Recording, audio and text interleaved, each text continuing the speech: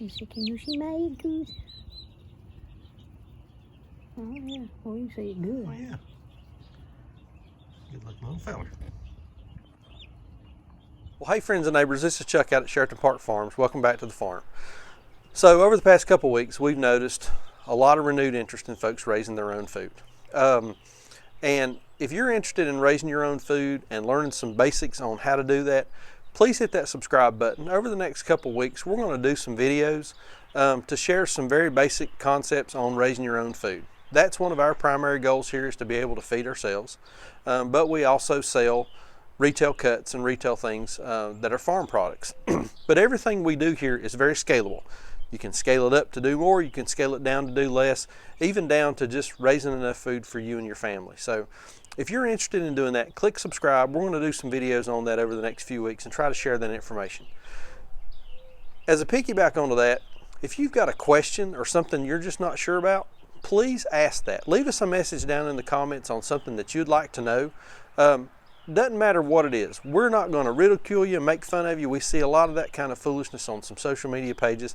We're not about that here. If there's something you want to know that pertains to gardening, chickens, sheep, pigs, cows, whatever it may be, we'll try to answer it in a professional and accurate way. We're not going to make fun of you, and if we don't know the answer, we're going to go find it. So just want to put that out there. If you're interested in raising your own food and providing for your own family, we're going to do some more information on that. And leave us a comment down below if there's something you want to know, and we'll try to get you an answer. For the past couple of years, we've raised turkeys in addition to our broilers. And hang around, we're going to show you some of our broilers in a couple of stages. We've got some fairly new chicks in this brooder right here, and I've also got some chickens out here on the pasture. Hang around to the end, we'll kind of show what our meat chickens are looking like. But for the past couple of years, we've raised turkeys. First year we raised turkeys, actually the first year we had turkeys, Sandra, I was at a meeting, I think I was somewhere in Texas, but anyway, I get a phone call or a text with a picture of 3 turkey poults on it, and I'll post a picture to what those turkeys ended up looking like here on the video so you can see. But first 3 turkeys turned out to be pets, and we love turkeys. Turkeys are a lot of fun. They're very social animals, they're very vocal animals. They love to see you coming whenever you're going out to pasture to visit them. We love keeping turkeys around. They're just a lot of fun. So this is really our 3rd year keeping turkeys, and this morning we had a shipment of turkey poults come in. So we're going to talk real quick about getting started with turkeys and what you need to do to get started with turkeys.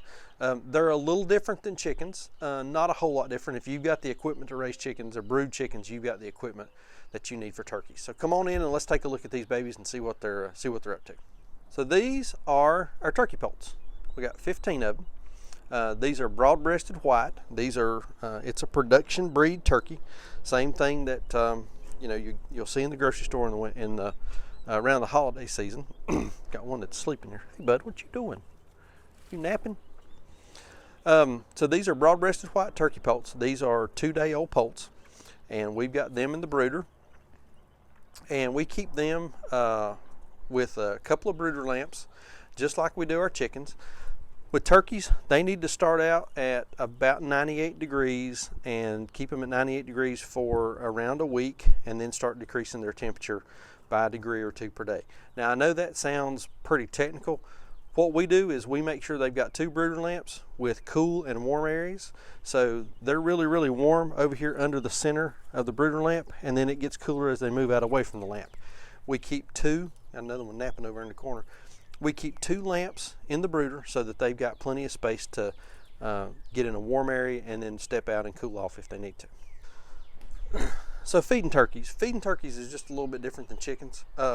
Turkeys require a higher protein content. Generally, we start our chicks out on a chick starter of about, I think it's about 20 or 22%. But with turkeys, we start them out with a game bird starter, which is generally 24 to 26%. Weren't able to find the high percentage game bird starter like we usually do. So what we've done with these guys is we have added some dried mealworms as a protein supplement. So they've got a little protein supplement in there, some dried mealworms. You can supplement turkey protein with a number of different things. You can do some hamburger. You can fry up a little bit of hamburger and give them some hamburger. They'll eat that without any problem. You can also give them some hard-boiled eggs. The trick is turkeys just need a higher percentage of protein when they're in the brooder to get them started. Water, typically we just water our turkeys with the same water system that we use with chickens, and that seems to work out just fine. We'll keep our turkeys in the brooder for 6 or 7 weeks, depending on the weather. The thing about turkeys is they find new and exciting ways to die up until about 8 weeks. After 8 weeks, these guys are bulletproof. Cold, rain, snow, heat, wet, dry, doesn't matter. They are tough as nails once they get about 8 weeks old. So we're going to do additional videos on the turkeys. They're going to be in the brooder here again for 6 or 7 weeks. We'll move them out on pasture. We'll show that process, show putting them in we actually use a chicken tractor, one of the Johnson Scovich style chicken tractors. We put them in there with about 100 feet of poultry netting around. So they come out during the day and forage for grass and bugs and worms and grubs and that kind of thing. We also supplement them with a little bit of feed, but turkeys do a lot of foraging for their diet. Another thing that we found out with turkeys is that they are just absolutely fantastic for the grass. Out on the pasture, after we move the turkeys off of a space that they've been on, we let them beat it up pretty good, a lot of manure and a lot of scratching around. But after we move them off of that space, within about 2 weeks, we've got some of the most luscious, green, thick grass that you've ever seen. And I've talked to a couple of folks, and they think that probably that's because the turkeys do eat, or they do pick up a whole lot of grit, and that their manure is much more mineralized than chicken manure. But we've really seen a difference in our pastures with running the turkeys across them. Same kind of deal. We move them every 2 or 3 days, put them onto a new spot of ground, and they seem to just love the new grass. Once they're out there for a couple days and they've moved a few times, you can open up the fence from one paddock to the next, and they will literally run to that next paddock. So again, turkeys work really good on grass. They probably forage for a higher percentage of their diet with grass than chickens do, but it really makes a difference in the pasture. All right, so as promised, wanted to show some of our meat chickens at a couple of different stages. These are Freedom Ranger hatchery. These are Freedom Rangers. They've actually got another breed called a Red Ranger and a Color Yield. And the Color Yield is really our favorite meat chicken to raise. They just have a lot more chicken instinct, and they're just a much nicer bird to work with. But anyway, these are the Freedom Rangers. These guys right here are about a week and 2 days old. So they're in the brooder. We've got 60 of them in here. So we'll bring you in and take a look inside the brooder, and you can see what 60 of these guys look like. Hey, bud.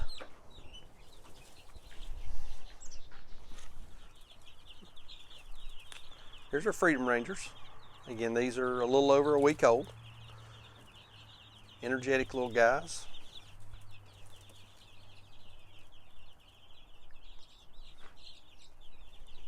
Same setup over here. 2 brooder lamps, and then they have a feeder and a drinker down in the brooder with them. So let's go out on pasture, and we'll see some chickens that are about 5 weeks and 2 days old. So we'll go take a look at them. So here we are down at the chicken tractor. These are also Freedom Ranger birds, just like the ones up in the brooder. Only difference being these guys are, don't get out. These guys are a little over 5 weeks old. So they've got 3 weeks to go before, 3 or 4 weeks to go before processing. Really like these birds. They've got a lot of chicken instinct, not hardly as much as the Freedom Ranger Color Yield, but you can see they're out here scratching around and up and active, and much more active than the Cornish Cross are. Again, we enjoy these birds, and they just do really good on our farm. So like I said at the beginning of the video, we're going to do more of these, talking about how to raise your own food and how to provide more of your own food on your property. We're going to talk more about gardens and chickens and pigs and ducks and eggs and all kinds of stuff. So be sure to hit that subscribe button and follow along. I'm going to post a link to a couple of playlists right here, right now, on raising pigs. We done a video a couple weeks ago on the cost of getting started with pastured pigs. So go back and watch that video and kind of get an idea of how you could get started with pastured pigs. Appreciate y'all watching. Be sure to hit that subscribe button, give us a thumbs up, and we'll see you on the next video. Thanks.